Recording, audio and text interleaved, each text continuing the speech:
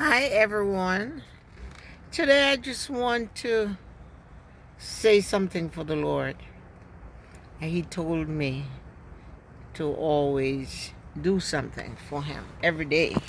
So here I am. You know, in the Bible we read in Luke chapter 4 where Jesus was just finishing his fasting. And the devil knew fully well that Jesus was there and who he is. And he also understood that Jesus is the Son of God. But that didn't stop him from pulling out his weapons, his mouth, because he's been using that mouth for so long. He used it in Genesis with Adam and Eve, and he was still using it there with Jesus, the Son of God. And he went over to him to encourage him to eat, to encourage him to take stones, make bread, to encourage him to fall down and worship him, to have him show him the world and what was in it, and to tell him that he had the power to give him everything that is in the world. Satan knew who this Jesus is. He knew it. But that didn't stop him from tempting him. Now, this is the same kind of thing that Satan is doing in the earth to us today. He manipulates people, and some of those people in power, they listen to him all the way. And whatever they are doing, it is to worship the beast, who is the devil himself. So there Jesus was, and Jesus had to rebuke him and to tell him, "Get behind me, Satan. Get behind me."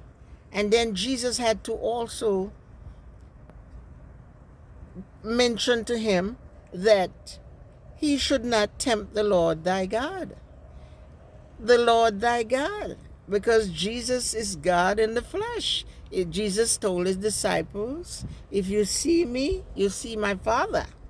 Jesus accepts his Father for who he is, and himself is the same, because they are of the same cloth.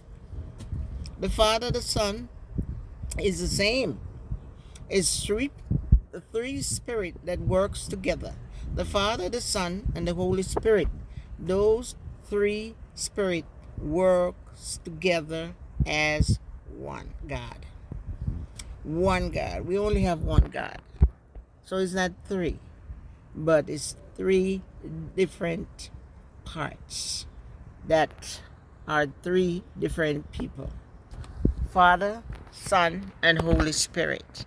And so Satan was there tempting the Son of God. Remember now, Satan is and was in the heavens. He's still in the heaven, but not the part that he used to occupy.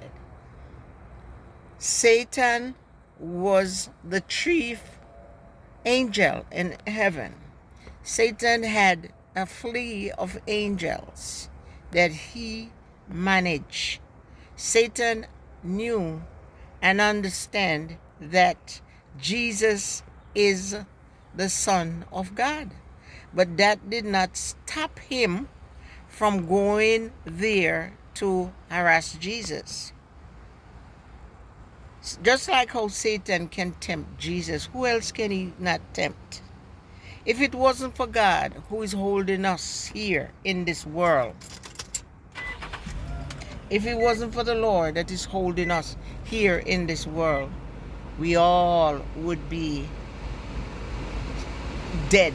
Because Satan have no love for anybody. He don't even love himself. He already understand within himself what will happen to him eventually. He knows what is coming his way. And all he's trying to do from the very beginning that he was cast out of heaven, he has been going after God's people. He went into the Garden of Eden, and there these two people were quite happy, enjoying and obeying God. God was always interacting with them. They could see the heavens. Nothing was closed off to them. God had a relationship with them. Good relationship. He was talking to them up to the time when he drove them out of slavery, when he pronounced the sentence on them. And Satan hated that. He did not want that. So he went into the garden to disrupt that relationship by telling them, because he knows everything. But good thing, he cannot read our hearts. So he went in there to tempt them so they could fall. And that's why we are in the situation that we are in today, where everybody's sinning and just going on. People don't remember that there is a God. People just wake up out their beds and look around, eat and drink and move around and do all the things, the earthly things that they do, not remembering that there is a God. That breath that is in you is of God. So it is important for us to know where we are and who we are at all times, and to give praises to the only person that deserves your praises, and that is to I am, the Father, the Son, and the Holy Spirit, who is one God.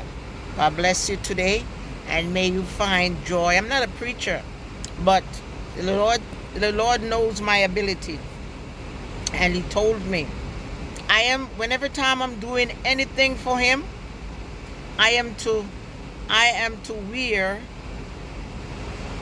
He said I'm to wear one crown of thorn. I figure this is where he wants me to wear it, so I wear it here.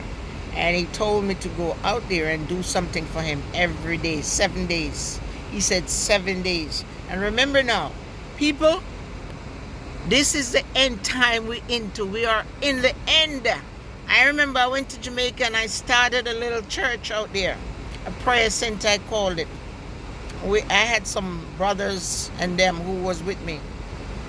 And the Lord told me when I was going there for the first time to open it, he said, I am not to tell nobody, because he had given me a dream about the apocalypse. He said, I'm not to tell anybody that we are in the apocalypse anymore. He said, we are not in the apocalypse anymore. He said, we are in the end. And he said, the very end. So look for happenings. Look for a lot of changes in this world.